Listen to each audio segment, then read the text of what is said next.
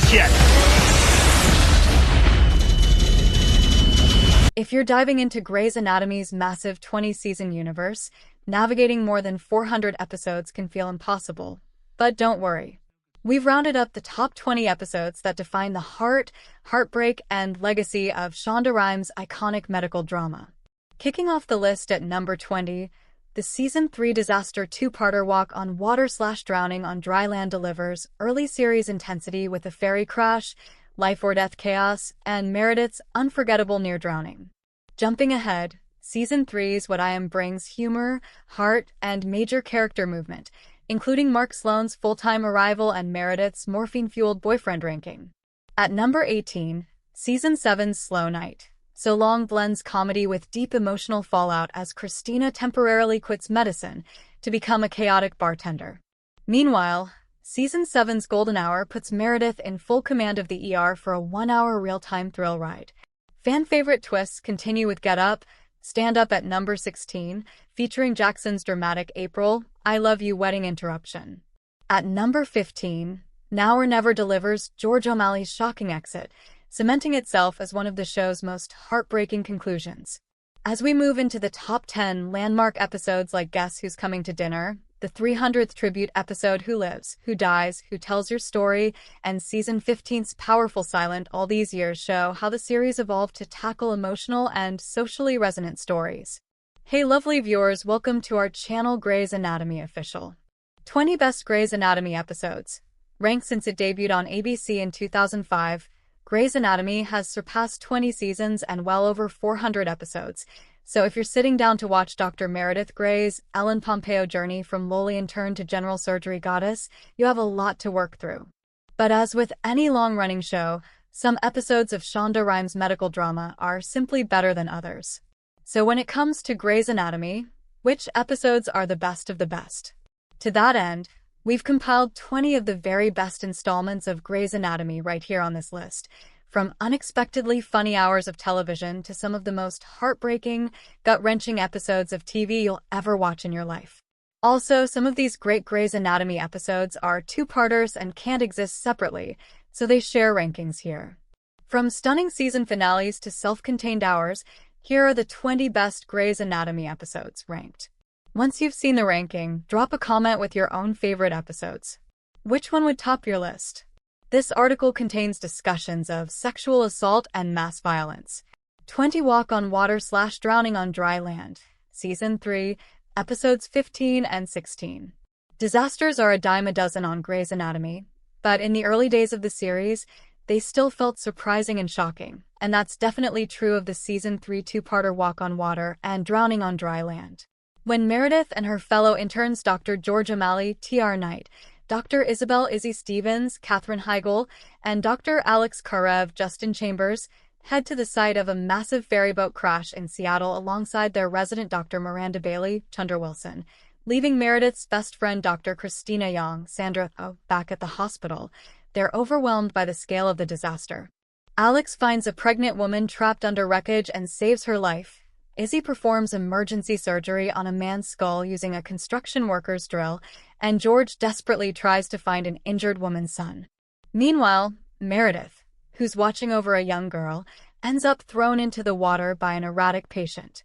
Ultimately, Meredith's then-boyfriend and Seattle Grace's neurosurgery chief, Dr. Derek Shepard, Patrick Dempsey, finds Meredith as she's drowning and saves her. Though it's a close call, the woman is blue when he pulls her from the water. While the audience anxiously waits to hear about Meredith, her friends are completely unaware of her near-death experience. The 1-2 punch of Walk on Water and Drowning on Dry Land is great, even if the episode that immediately follows, Some Kind of Miracle, veers into straight-up absurdity when Meredith finds herself in limbo with a bunch of dead characters. 19. What I Am, Season 3, Episode 4. The doctors on Grey's Anatomy experience more than their fair share of medical emergencies, and in the early Season 3 episode, What I Am, Meredith shows up for work with a devastating stomachache only to discover that she needs her appendix removed. This episode might seem like a light, frothy, and ultimately frivolous entry, but it's anything but. Not only is it an incredibly funny hour with Meredith, who spends most of it on morphine and ranking all of her boyfriends by how good they are at kissing, but there's quite a bit of plot movement in this episode. Dr. Mark Sloan, Eric Dane, shows up to work at Seattle Grace full-time as the head of plastic surgery, driving both Derek and his soon-to-be ex-wife Addison Montgomery, Kate Walsh insane. Dr. Preston Burke, Isaiah Washington, isn't sure his hand is ready to perform surgery again after a serious injury, and after getting rejected by Addison, Mark starts what becomes a long-running on-again, off-again fling with orthopedic resident Dr. Callie Torres, Sarah Ramirez. Beyond that, Meredith finally realizes Derek is the one, but is shocked when he pulls away from her after her appendectomy. 18. Slow Night. So Long, Season 7, Episode 9.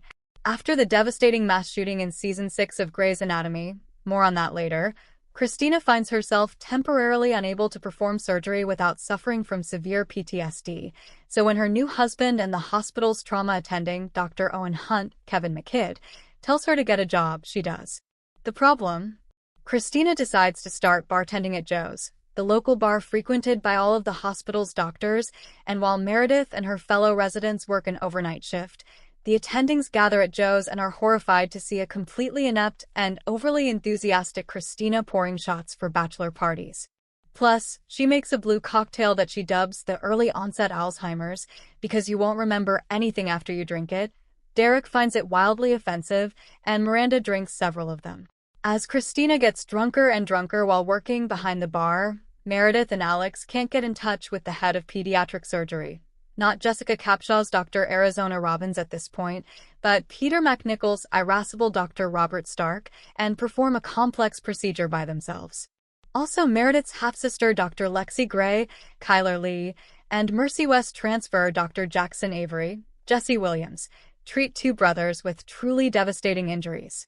Slow Night, So Long is funny and heartbreaking. It's honestly everything that's great about Grey's Anatomy. 17 Golden Hour, Season 7, Episode 15. Years before The Pit utilized a structure where each episode takes place over 1 hour, Grey's Anatomy did the same thing with the Season 7 episode Golden Hour, which puts Meredith in charge of the emergency room for a night. As she says in the opening voiceover, an hour's not that long. In medicine, though, an hour is often everything. We call it the golden hour.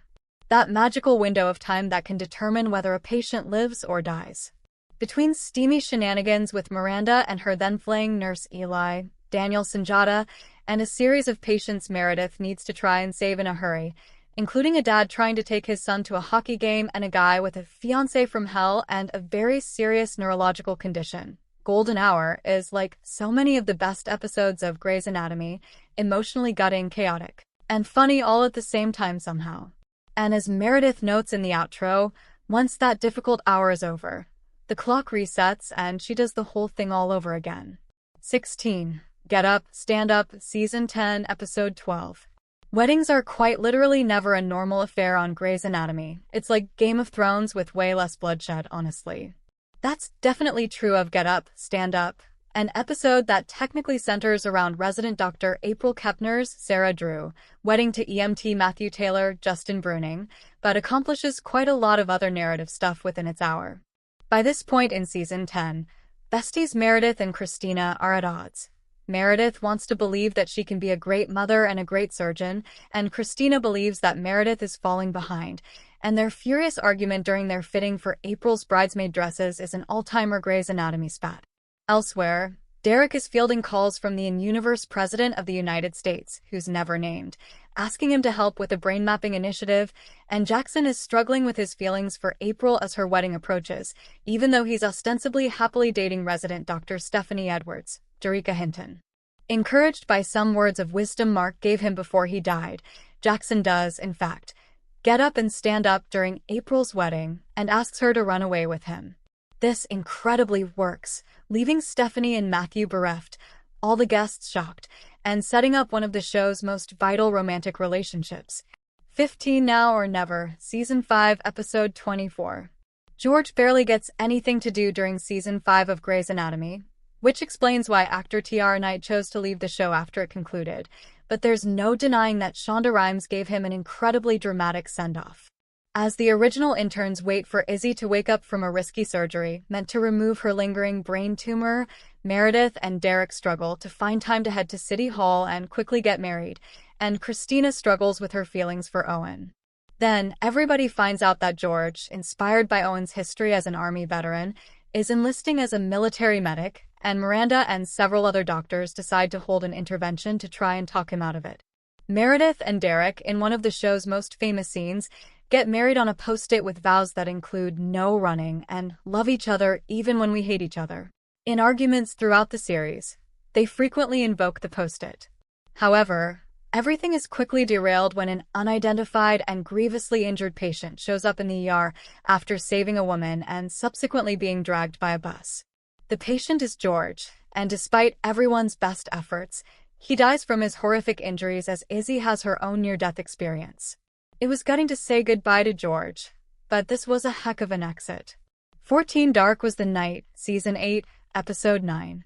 When Christina's cardiac surgery mentor, Dr. Teddy Altman, Kim Raver, marries a patient, Henry Burton Scott Foley, who needs health insurance for multiple chronic conditions, she doesn't expect to fall in love with him, but she does, and a marriage that was originally for insurance and convenience becomes very real. Unfortunately, though, Henry needs a lot of medical care, and while he's mulling over the possibility of going to medical school late in life after some further treatments, much to Teddy's chagrin, he experiences a major health setback in Season 8's Dark Was the Night and is rushed to surgery. Also, while all of this is going on, Meredith and Derek learn that it's unlikely that they'll be able to adopt the baby of their dreams, Zola, and Meredith leaves in an ambulance with Alex to go pick up a newborn in need of advanced care from a small rural hospital. Teddy, who needs to tend to another emergent patient, insists to both Owen and their colleague Dr. Richard Weber, James Pickens Jr., that Christina can and should do Henry's procedure, but she also insists that they not tell Christina that it's Henry on the table. When Christina discovers a tumor on Henry's heart, she's confused as to why Richard won't stop attempting CPR. In the scene where Owen tells her that she's just declared Henry dead, Sandra Oh does some career best work as she comes to terms with what just happened. Add in an ambulance crash for Alex and Meredith, and you've got a pretty impactful hour. 13-17 Seconds, Season 2, Episode 25. When Izzy falls in love with cardiac patient Denny Duquette, Jeffrey Dean Morgan, in Season 2 of Grey's Anatomy, she's subsequently devastated when he narrowly misses out on a new heart he sorely needs, particularly because he tells her that he's signing a do not resuscitate order after losing said heart. Izzy, determined to fix this somehow, contacts the transplant board, UNOS, and finds out that Denny is second on the list for a transplant, and that the patient ahead of him was placed on the list just 17 seconds before Denny was, thus giving the episode its title. As Preston Burke keeps calling Izzy and checking on his patient Denny, both doctors are aware that, if Denny's condition worsened rapidly, he'd shoot to the very top of the transplant list. So Izzy takes matters into her own hands and cuts Denny's LVD wire, manually pumping his heart for him as he nears death. This would be a great episode with this plotline alone. But there's also a blowout argument between Addison and Derek over Meredith, and a conclusion where Burke finds himself in serious peril at the hands of an active shooter as he rushes to help Denny and Izzy. 12. Who's Zooming Who? Season 1, Episode 9. Yes, this is the episode where George sort of gives Alex syphilis, but it also features one of the best character introductions in TV history. Throughout most of Season 1 of Grey's Anatomy, Meredith is somewhat quietly dating Derek, despite their professional power imbalance. And after Miranda and Meredith's fellow interns find out and accept it, things are actually going pretty well. That's when we find out why Derek has been dodging phone calls from New York lately, and why he was so eager to move from Manhattan to Seattle. In the episode's final moments, after we learn that George contracted syphilis from a nurse who also slept with Alex amidst a small outbreak of the STI in the hospital, Meredith and Derek prepare to leave work for the night and are confronted by a gorgeous red-haired woman in a fur coat. Derek apologizes, and the woman introduces herself as Addison Montgomery Shepard. Shepard, Meredith asks, catching on.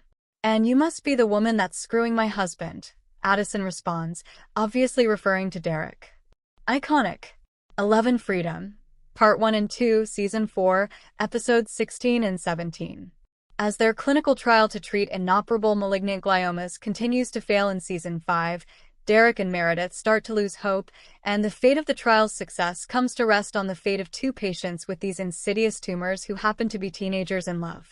Derek, who's dating a nurse named Rose, Lauren Stamley, is particularly pessimistic about how many patients have died, and without telling him or Chief of Surgery Richard, Meredith basically cooks the books to ensure that both Beth Monroe, Journey Smollett, and Jeremy West, Marshall Ullman, can get the treatment. Meredith and Derek also distract Beth's parents so the young lovers can have some private time before the ceremony, which sounds weird but is actually really sweet. Jeremy doesn't make it, but using the information they learn from his surgery, Meredith and Derek still operate on Beth, and the procedure works. This brings Meredith and Derek fully back together after she proclaims her enduring love for him in a house made of candles on the land Derek owns, and even though he still has to end things with Rose, the golden couple fully returns in freedom. This stunning two-part season finale. 10. Guess who's coming to dinner? When Derek dies of a brain bleed after a car accident at a small rural hospital, because they don't do a head scan in season 11 of Grey's Anatomy, a grieving Meredith hopes she never has to see his doctor, Penny Blake, Samantha Sloyan, again.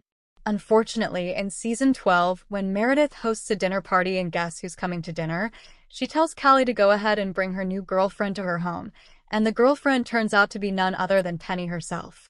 Not only that, but when Miranda reveals that Penny is transferring to the hospital now known as Grey Sloan Memorial, Meredith, who's been trying to stay quiet about her previous connection to Penny, goes understandably ballistic and tells everyone that Penny killed her husband. Everyone obviously freaks out over this and the party ends in disaster. But this entire hour, from an anxious Arizona drinking too much wine before meeting Penny to Alex pouring tequila down a devastated Meredith's throat, is stressful, funny, and weirdly delightful. Penny could have been a one-off character, but this was a really smart way to bring her into the fold. 9. Who Lives, Who Dies, Who Tells Your Story? Season 14, Episode 7. After performing a game-changing abdominal wall transplant, Meredith is the clear favorite to win the prestigious and fictional Harper Avery Award, a recognition of surgical innovation that her own late mother, Dr. Ellis Gray, Kate Burton, managed to win twice. Still, Meredith is a physician first, and when 3 patients who seem like a blast from the past come into Grey Sloan Memorial in Who Lives, Who Dies, Who Tells Your Story, she ends up skipping the ceremony in Boston and stays in Seattle to take care of 2 young surgical residents who got trapped in a roller coaster car at a local fair. Because this is the 300th episode of Grey's Anatomy, in the show's 14th season, the 2 surgeons in the roller coaster car bear a striking and bizarre resemblance to George and Christina, Jackie Chung's Cleo Kim, and Brandon Tyler Russell's Gregory Williams, and when their pregnant friend who's also a surgical resident in their class, Liza Simmons, Erin Ray, shows up, Meredith and Alex realize how much she looks like Izzy. As Alex helps Liza when she experiences a complication from her pregnancy and Meredith saves Gregory and Cleo, Jackson accepts Meredith's Harper Avery on her behalf while she's in the operating room, and sees a vision of a proud Ellis looking on. 8. Silent All These Years. Season 15, Episode 19. The Season 15 episode of Grey's Anatomy, titled Silent All These Years, is one of the show's most devastating installments, but it's also one of its very best. Dr. Jo Wilson, Camilla Luddington, meets her birth mother, Vicky Michelle Forbes, and learns that she's the product of sexual assault. This is why Vicky left a newborn Jo at a fire station, leading to years in the foster care system. Jo also takes care of a patient named Abby Redding, Kalila Joy, who experienced her own violent sexual assault and is afraid to tell her husband, who was out of town when she was attacked. Silent All These Years is undeniably straightforward and frank about the after-effects of assault and the medical care that's required. Shonda Rhimes reportedly fought to keep a rape kit exam in the episode, and it's deeply impactful as a result.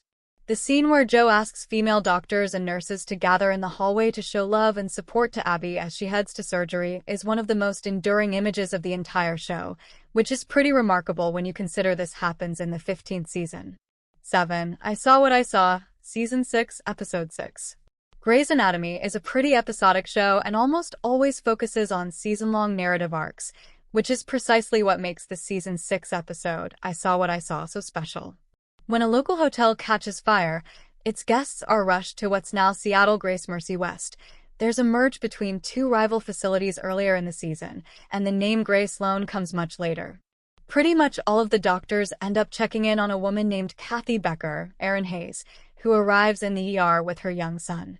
When Kathy unexpectedly experiences a blocked airway and dies shortly thereafter, Richard, the chief of surgery at the time, opens an investigation to figure out who overlooked her injuries and accidentally caused her death. The reveal that April forgot to check Kathy's airway ends up providing the solution, marking the first of 2 times that April gets fired from her job on this show, but the journey to get there is fascinating. Even more notably, Meredith isn't even fully in this episode. Earlier in the season, she provided a liver transplant to her father due to Ellen Pompeo's real-life pregnancy, proving that this show can be just as gripping without its leading lady. 6. Fear of the Unknown. Season 10, Episode 24. Fans of Grey's Anatomy know that typically long-running characters get killed off of the show, but thankfully, that didn't happen to Christina Young when Sandra Oh decided to leave the show after Season 10. In that season's finale, Fear of the Unknown, Christina prepares to move to Zurich. In the lead-up to said finale, Christina traveled to the Swiss capital and was offered a game-changing job by her former fiancé Burke and leave her life behind, including her ex-husband Owen and best friend Meredith. Ultimately, the episode is a perfect send-off for this vital and incredible character. Yes, Christina gets her version of a fairy tale ending.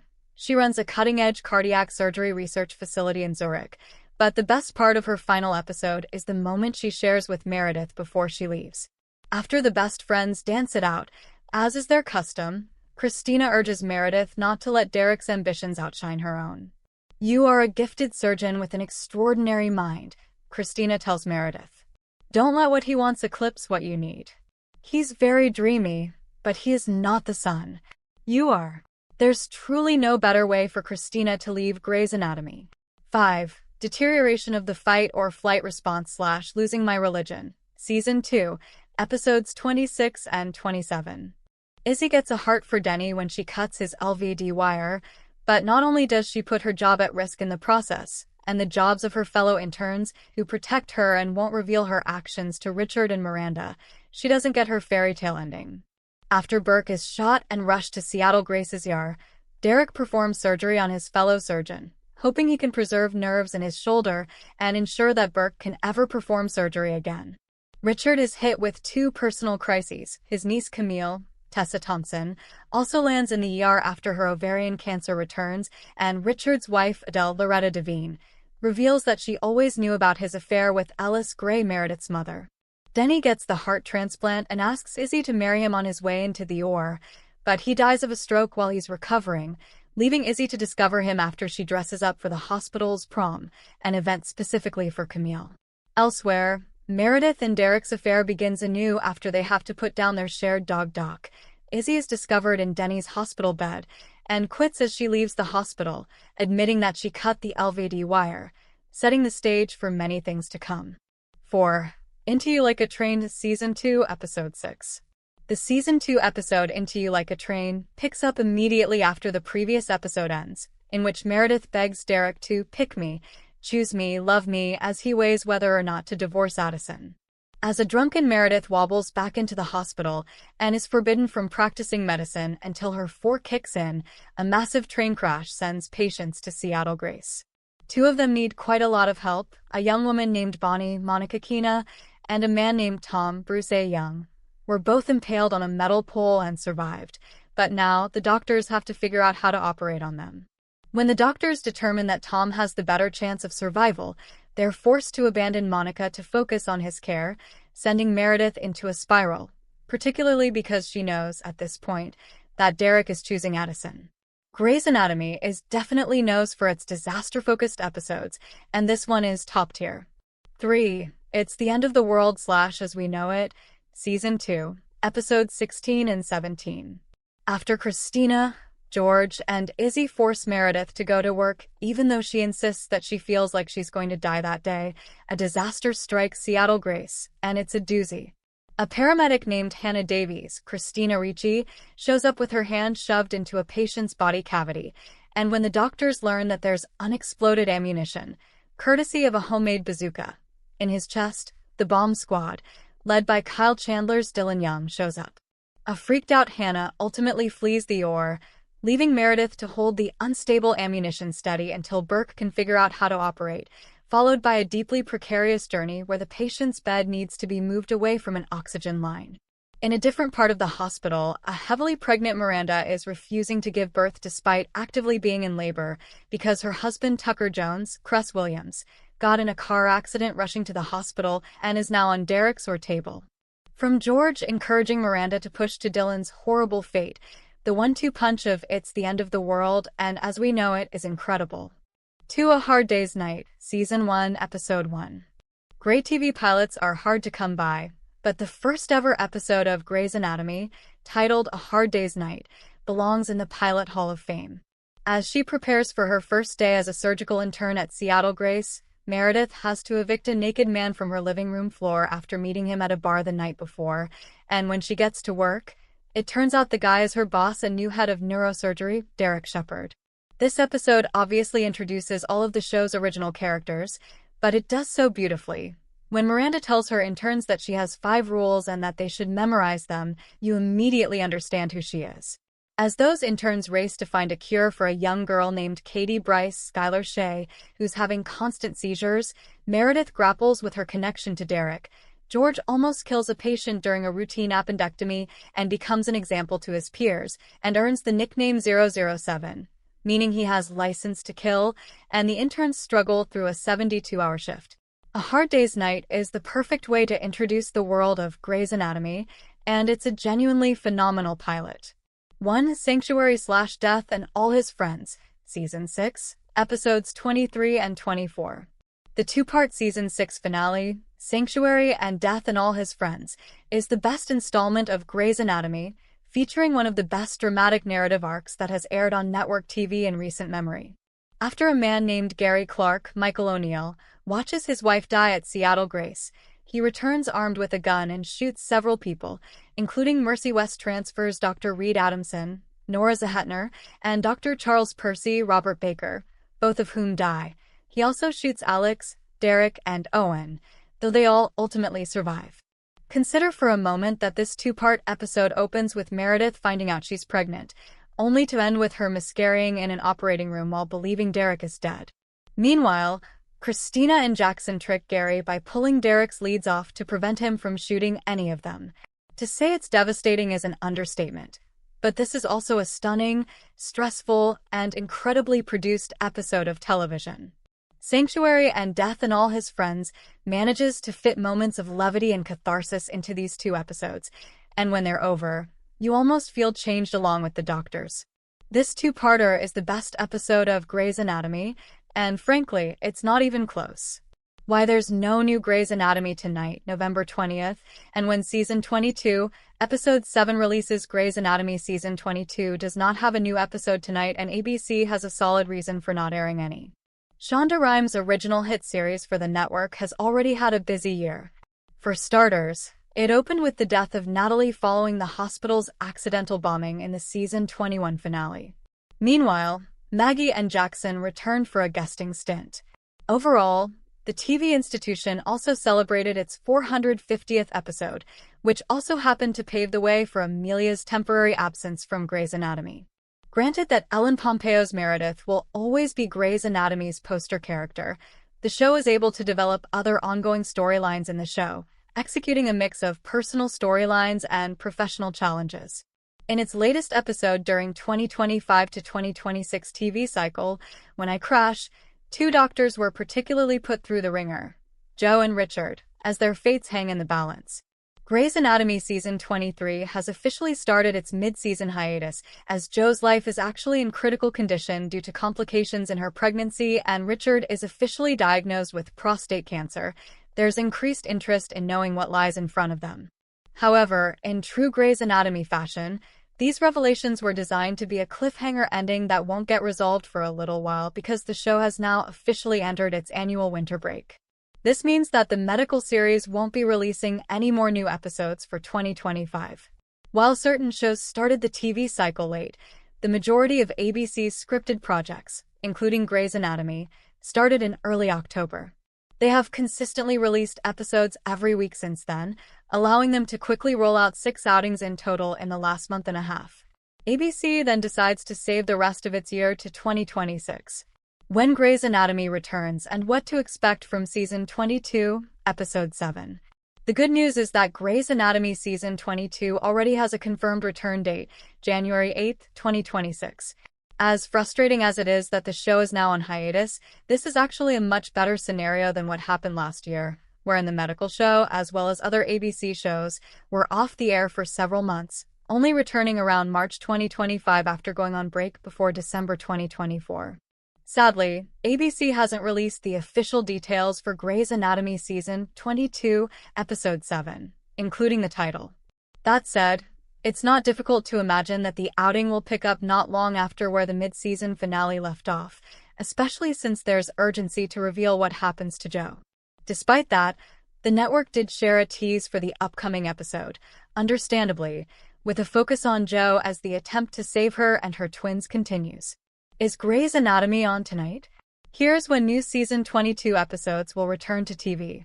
Your next appointment at Grey Sloan Memorial Hospital is just weeks away. Season 22 of Grey's Anatomy kicked off on October 9th, airing on Thursday nights. However, the ABC staple is now on its mid-season break, so don't scrub in just yet. There's no new episode tonight, November 20th. The latest installment of Grey's Anatomy opened with Grey Sloan Memorial reeling from a devastating hospital explosion that left the staff racing to save lives under impossible conditions. By episode 6, the tension escalated as Dr. Jo Wilson, Camilla Luddington, faced life-threatening complications with her pregnancy, and a massive bus crash flooded the ER, putting everyone on high alert. Already this season, the long-running medical drama reached a major milestone. Season 22, Episode 2, which aired on October 16th, marked Grey's Anatomy's 450th episode. The segment was directed by Kevin McKidd, who also stars as Dr. Owen Hunt. We're all so grateful and so thankful to you, the fans, for loving the show this long. We pinch ourselves every single day that we get to do this job. Happy 450th, McKidd said on Instagram. Here's everything to know about when to watch new episodes of Grey's Anatomy Season 22. Is Grey's Anatomy on tonight? Grey's Anatomy took a mid-season break after the 6th episode aired on November 13th. New episodes will resume on January 8, 2026, with the release of the 7th episode, which is currently untitled. Other ABC series returning that same week include Shifting Gears, High Potential, Abbott Elementary, Shark Tank, 911 and 911 Nashville, among others.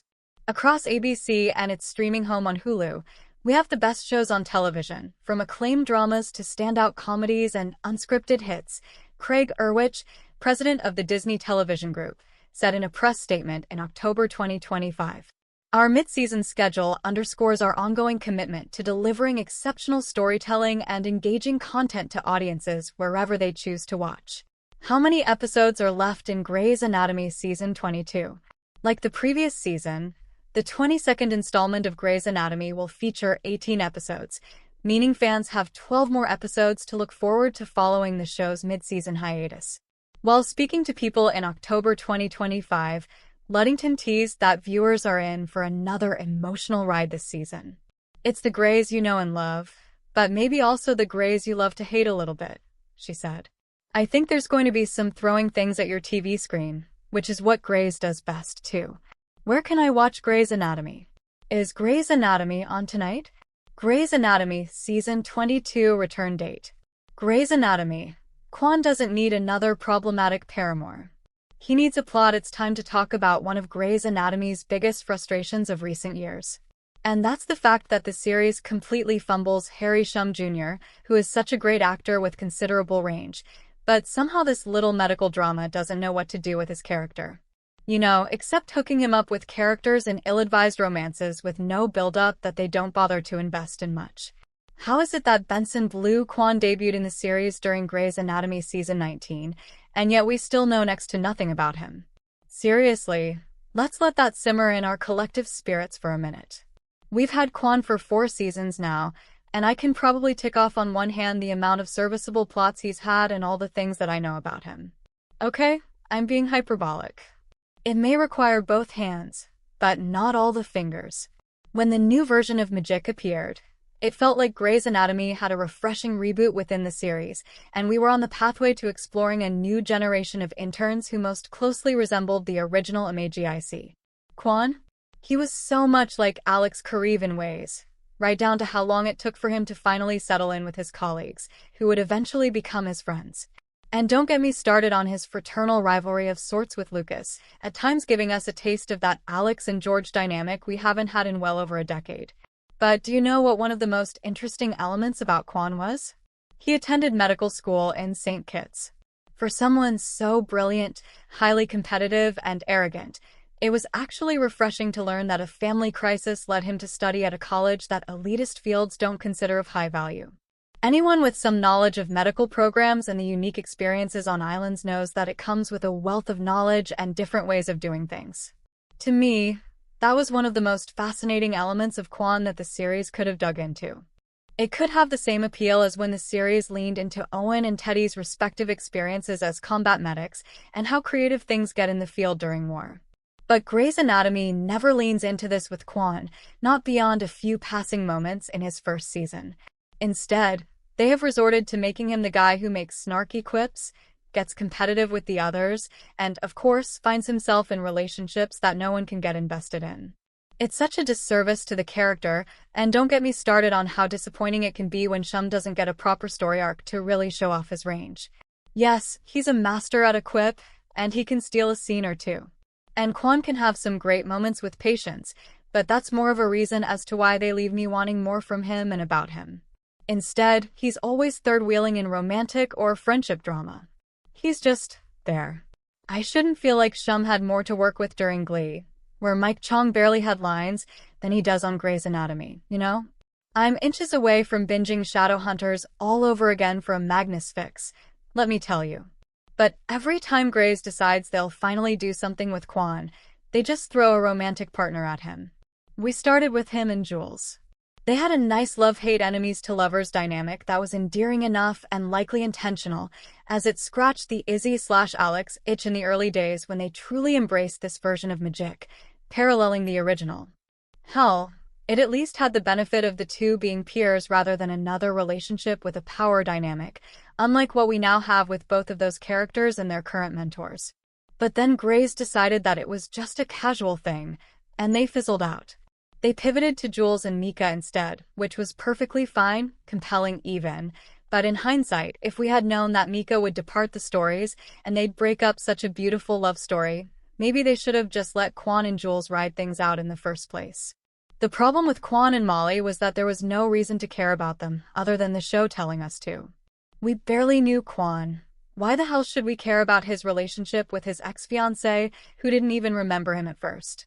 The entire storyline felt like something ripped from a daytime soap opera, and beyond Shum's great acting in the emotional moments as Quan dealt with Molly's medical issues and the return of her current spouse, I couldn't muster up a care in the world. But does Grey's Anatomy learn? Did it consider that maybe it was time to give Quan a serviceable storyline about literally any other aspect of his life, or to give us more insight into his background? No.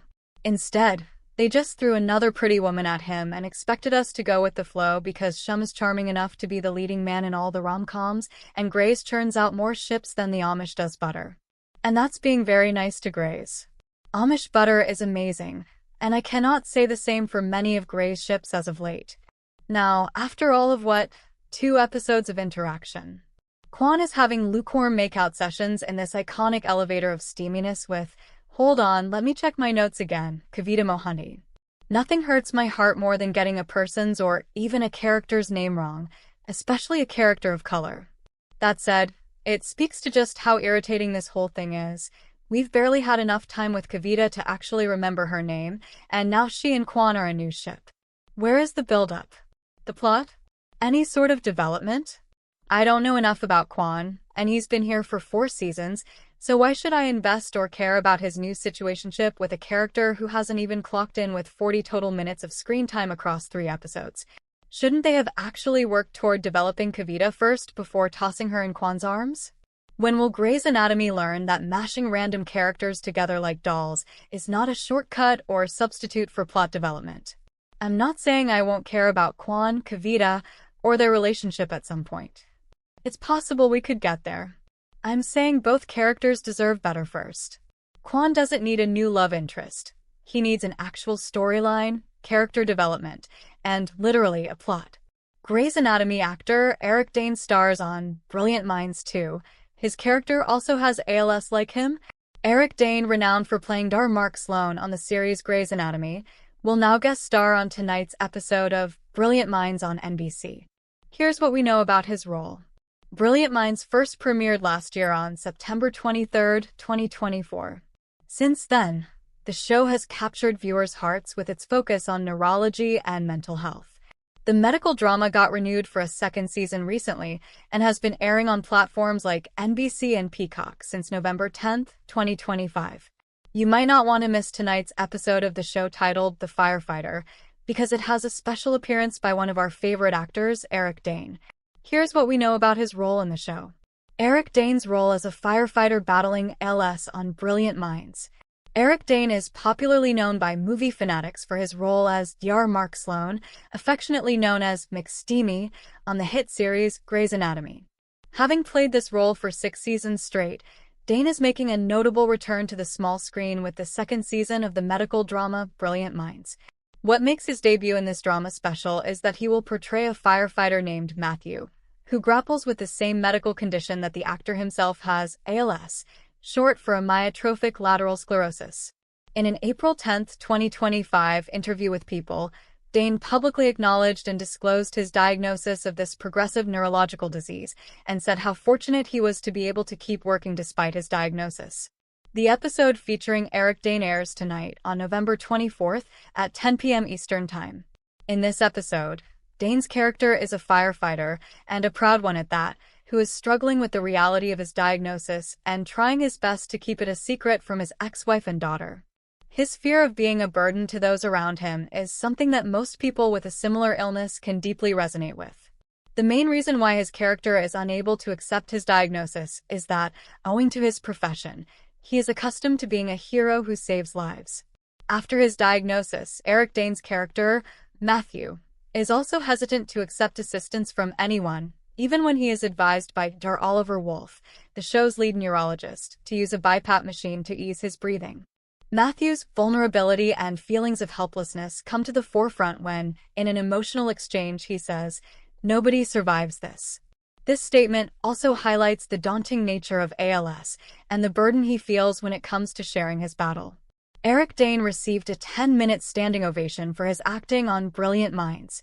The creative team at Brilliant Minds has been incredibly supportive and full of praise for Eric Dane's acting on the show. Previously, the show's creator, Michael Grassi, had expressed his enthusiasm regarding Dane's involvement with the show, especially since he was navigating his own family health crisis at the time of the discussions. While critics and audiences are eagerly looking forward to seeing Eric Dane's acting in this season, the cast and crew have already witnessed the actor's acting capabilities. In a particularly poignant scene, Dane's portrayal of Matthew left everyone visibly moved, prompting a 10-minute standing ovation for his emotionally charged performance. Grassi recalled this incident during an interview with USA Today, where he stated, "Continue reading below. I have never seen this happen in my entire career, but he essentially got a 10-minute standing ovation after shooting that scene, because it was so beautiful and so honest and so real." Also, while his character's finding bravery, there's a lot of bravery in Eric to tell the story as well. To come out and share this part of yourself is vulnerable, but also really important, and I think raises awareness and shows people that they're not alone. Thanks for watching this video. Please hit the subscribe button and give this video a thumbs up.